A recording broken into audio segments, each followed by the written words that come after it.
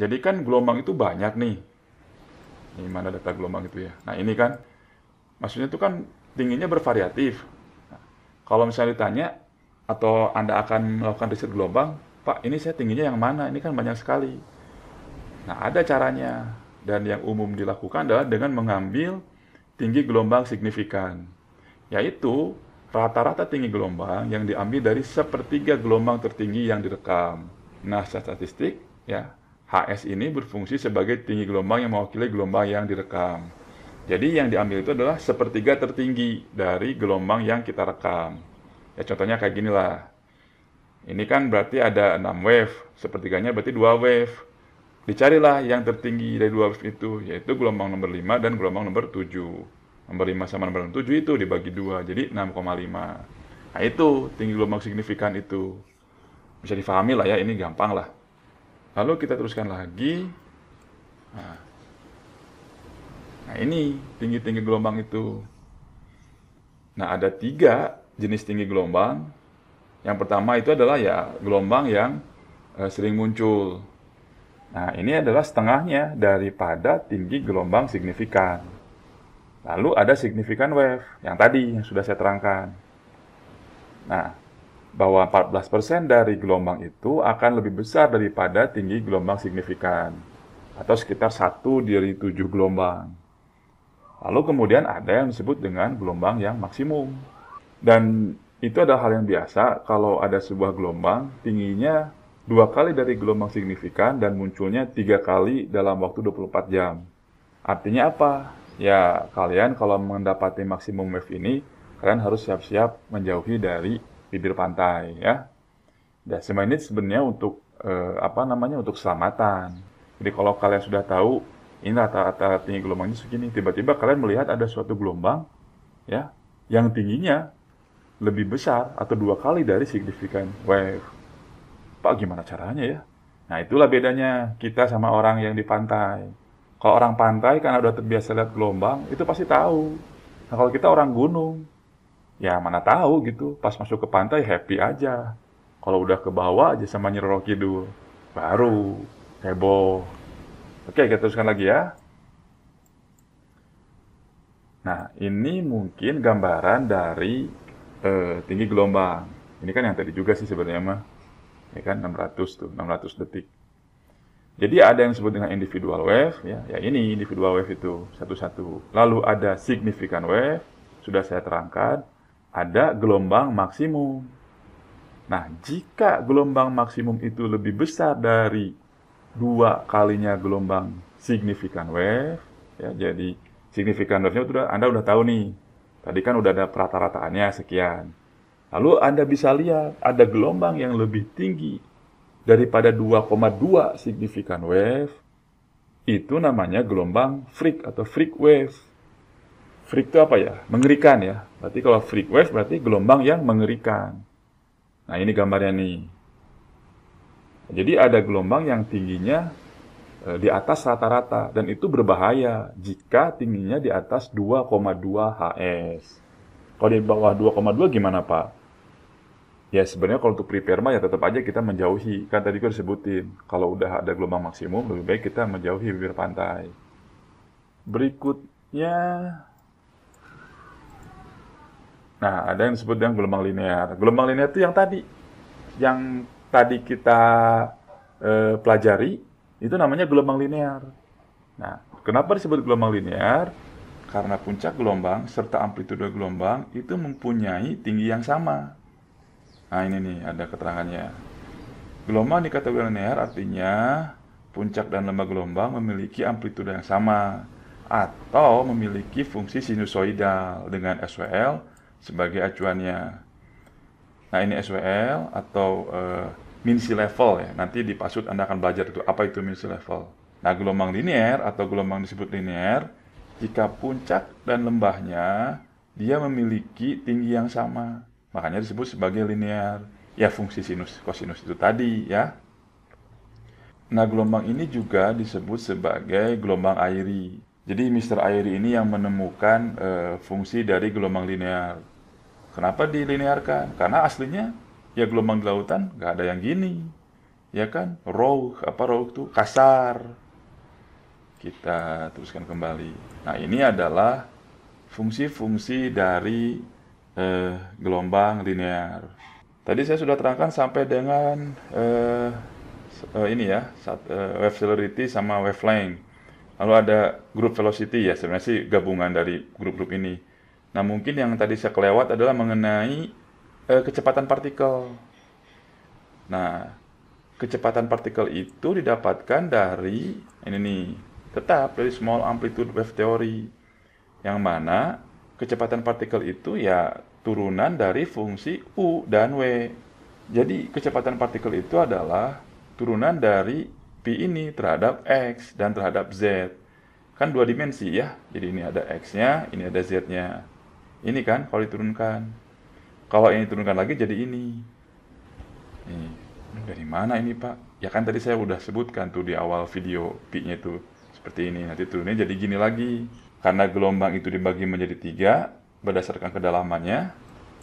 Ini kan, oh yang ini nih, kecepatan partikel air. Nah, untuk laut dangkal, U-nya lebih besar daripada W. Untuk laut transisi, U-nya mendekati W. Begitupun juga untuk laut dalam, U-nya sama dengan W. Jadi ini hampir sama transisi dengan laut dalam itu. Nah, persamaan ini dimasukkan lagi ke dalam. Nah, ini, velocity ini. Hasilnya ya kurang lebih seperti ini kan. Kalau yang tadi dimasukin ke persamaan aslinya, nah kalau shallow water jadi ini, deep water jadi ini. Begitupun juga sama dengan percepatan. Nah, sekali lagi Anda jangan pernah menghafalkan rumus-rumus ini, ya. Makanya saya selalu berusaha menguraikan rumus ini dari mana datangnya. Yang namanya ilmu sains nggak bisa ujuk-ujuk ada rumus, nggak bisa ujuk-ujuk ada fenomena, harus diuraikan latar belakangnya. Tujuannya apa diuraikan latar belakangnya? Biar Anda, kalau dalam bahasa Sundanya tuh, nggak apal cangkem. Jadi hanya hafal saja. Itu salah besar. Kalau tiba-tiba ujuk-ujuk ada aja persamaannya, ujuk-ujuk ada aja fenomenanya, maka konsepsinya Anda seperti menghafal. Nah, itu tidak baik. Masa mahasiswa masih menghafal, ya kan harus tahu latar belakangnya seperti ini, analisisnya begini, begitu ya. Kita teruskan lagi. Nah, ini kan tadi gelombang linear. Nah, ada gelombang non-linear, non-small amplitude. Jadi amplitudenya besar. Gelombang non-linear itu adalah jika amplitude gelombang pada puncak dan pada lembah itu besarnya berbeda dengan titik acuan. Ini kan amplitudo tuh. Ya. Ya, yang ini mah berarti inilah amplitudo tuh ya simpangannya. Kalau linear dia H-nya itu 2 kali amplitudo. Nah, yang kayak gitu bisa diingat selewat. Tapi kalau rumus kayak gini, aduh jangan diingat ya. Oke, saya anggap Anda paham tentang amplitudo. Kembali lagi ke sini.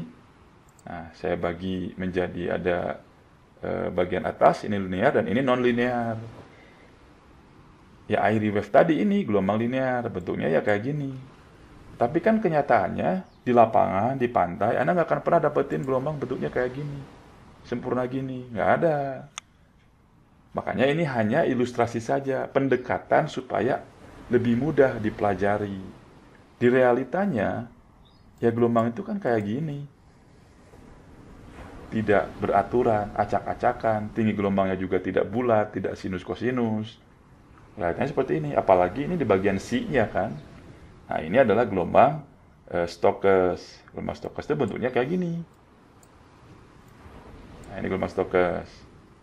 Tuh. Jadi di ujungnya dia lebih lancip.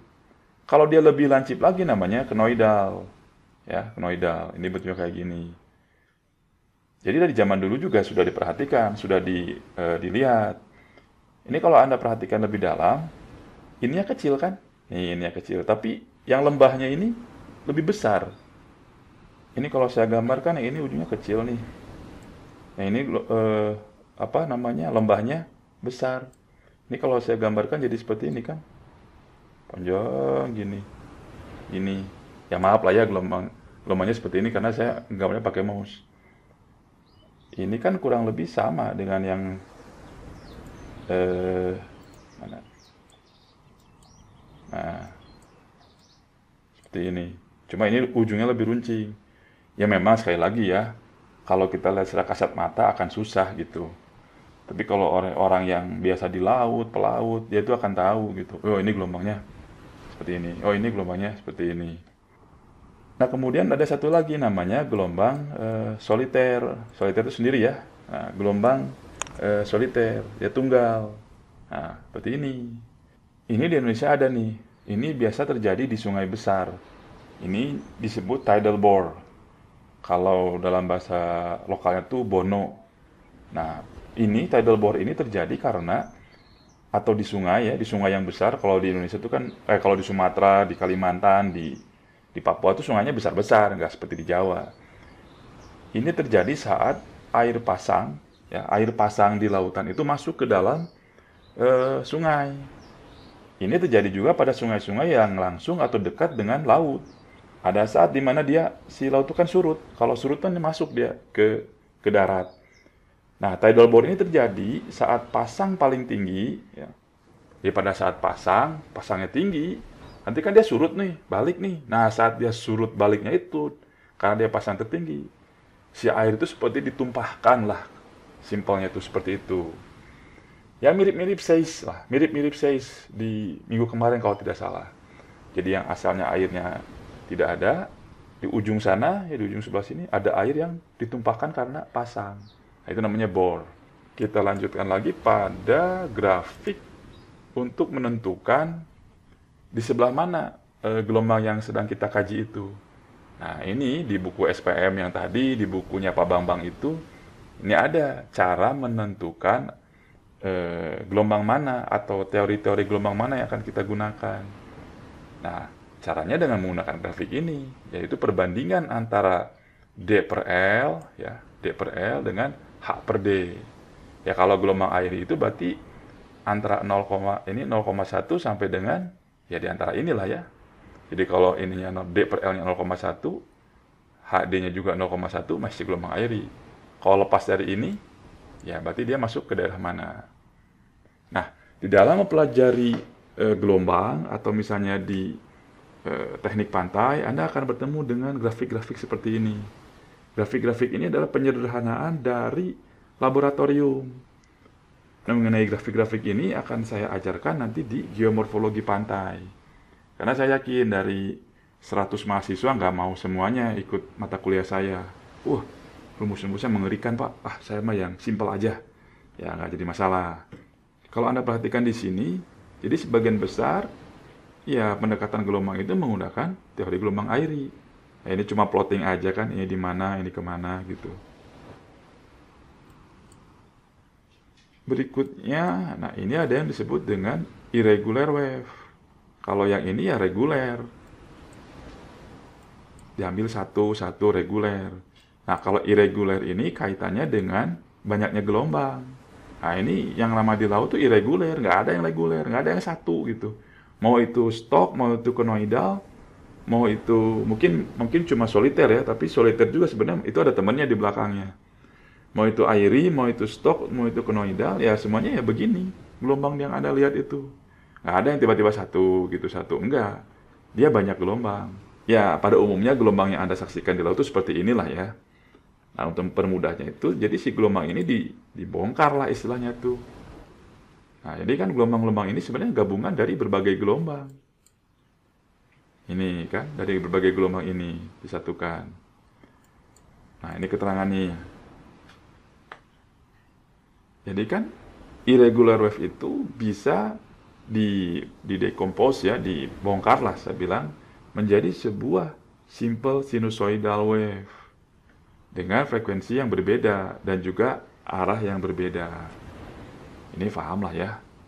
Nah, ini kaitannya dengan ini. Nah, di video keberapa ya? Ini kan ada tentang ini nih. Buoyancy force dan gaya pemulih ya. Nah, ini berkaitan dengan ini tadi. Jadi ketika gelombang itu bersatu, acak-acakan, irregular tadi, ya maka dia menjadi bentuknya seperti ini. Lalu ada yang flatnya, lalu yang seperti ini. Nah, kenapa? Ya karena kan penggabungan dari gelombang-gelombang yang tadi. Ada yang disebut dengan konstruktif, ya kan? Ada yang disebut dengan destruktif. Konstruktif itu apa? Bila dua gelombang ini bergabung. Destruktif itu bila gelombang itu saling melemahkan. Sesuai dengan ini tadi. Paham lah, ini simpel lah ya. Nah, kurang lebih kan bentuknya seperti ini. Ini posisinya sama jadi begini. Ini posisinya sama tapi salah melemahkan, jadinya flat. Jadi dia mengecil. Kalau ini posisinya sama tapi yang ini lebih besar, akhirnya dia menjadi seperti ini ya. Konstruktif, destruktif, dan juga mix, penggabungan. Lalu selanjutnya kita lihat pada, nah ini teori-teorinya. Teori yang tadi, yang penggabungan. Ada yang disebut dengan grup gelombang. Yaitu tadi kan, jika dijumlahkan, maka ini kan, eta total itu sama dengan eta 1 tambah eta 2. Rumusnya ya seperti ini. Lalu kemudian, nah, kalau dia kecil, grup sterility ya hampir-hampir sama. Cuma penjumlahan biasa saja. Kenapa ini digunakan? Karena di lapangan itu ya gelombang-gelombang itu tidak berdiri sendiri. Apa yang saya ajarkan kemarin itu, bukan kemarin, di awal video itu cuma satu gelombang saja. Di lapangannya dia terdiri dari berbagai gelombang. Makanya disebut dengan grup gelombang. Nah, CG ini ya atau grup gelombang ini akan berkaitan dengan energi. Karena kan yang datang ke pantai, yang menghantam pantai itu kan gelombangnya banyak, keroyokan, gak satuan gitu kan. Nah, CG ini berkaitan dengan energi. Nah, energi daripada gelombang. Ini saya nggak akan dulu turunkan rumusnya energi gelombang, ya. Jadi saya kasih aja langsung kalau di sini, karena kalau penurunan rumusnya itu panjang lagi. Video ini juga akan cukup. Mungkin akan saya jabarkan di mata kuliah geomorfologi pantai tentang energi gelombang ini. Dari mana tiba-tiba muncul energinya. Nah, keep dulu saja ini, apa itu energi gelombang. Jadi energi gelombang, nah ini kan disebut ini, adalah energi total. Ya, total berarti ini grup tadi. Dari jumlah energi kinetik dan energi potensial. Energi kinetik sendiri adalah energi yang disebabkan oleh kecepatan partikel air karena adanya gelombang. Sedangkan energi potensial adalah energi yang dihasilkan oleh perpindahan muka air karena adanya gelombang. Ya, kurang lebih seperti ini. Kalau kinetik itu kan si partikelnya bergerak nih. Nah, kalau potensial itu gerakan dari amplitudonya. Ringkasnya, persamaannya adalah ini. Nanti di geomorfologi pantai saya jabarkan ini ya, dari mana munculnya ini. Ini keep aja dulu sama Anda. Nah, ringkasnya, energi gelombang itu, energi potensial dan energi kinetik, itu memiliki nilai yang hampir sama. Kalau energi kinetik itu kan setengah mv kuadrat, kalau bukan di gelombang maksudnya, kalau bukan di air. Kalau energi potensial, itu sama dengan mgh, massa gravitasi kali ketinggiannya. Ya kan? Itu kalau bukan di air. Ya kalau di air seperti ini. Dari mana Pak? Nanti saya jabarkannya ya. Anda keep aja dulu. Karena masih panjang nih tentang gelombang itu. Karena kalau saya dulu diajarkannya satu mata kuliah gelombang tersendiri. Satu mata kuliah gelombang sendiri, satu mata kuliah arus, satu mata kuliah pasang surut. Jadi ya insya Allah pahamlah sedikit banyaknya.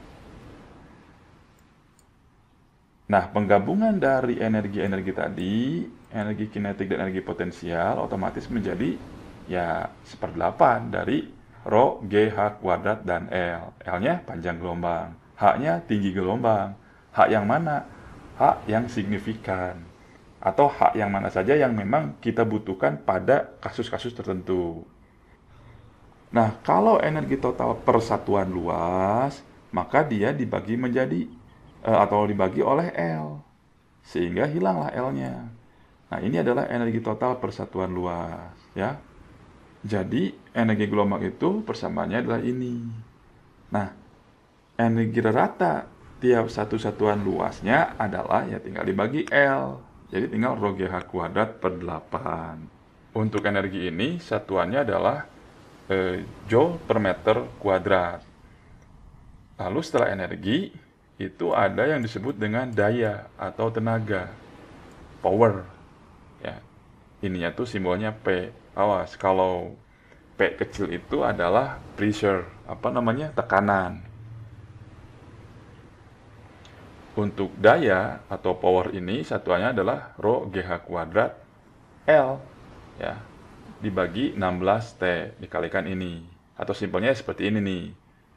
Ya N-nya ini juga gitu ya. Ini nggak akan saya turunkan rumusnya dari mana ya, karena nggak cukup waktunya lah.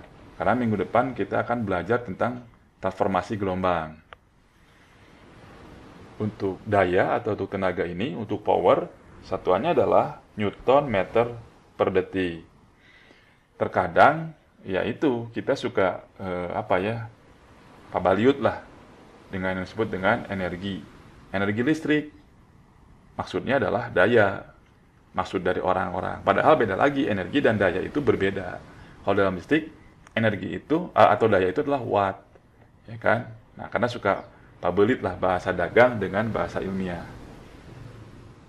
Kedua persamaan ini, daya dan energi, ini penting ketika nanti Anda mempelajari tentang pendangkalan atau tentang transformasi gelombang.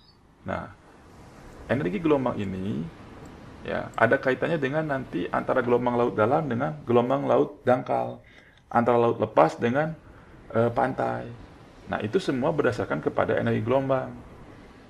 Nah, mengenai itu semua, mengenai transformasi gelombang atau perubahan gelombang dari laut dalam ke laut dangkal, kita akan pelajari di minggu depan. Jadi, materi hari ini cukup sekian. Terima kasih dan wassalam.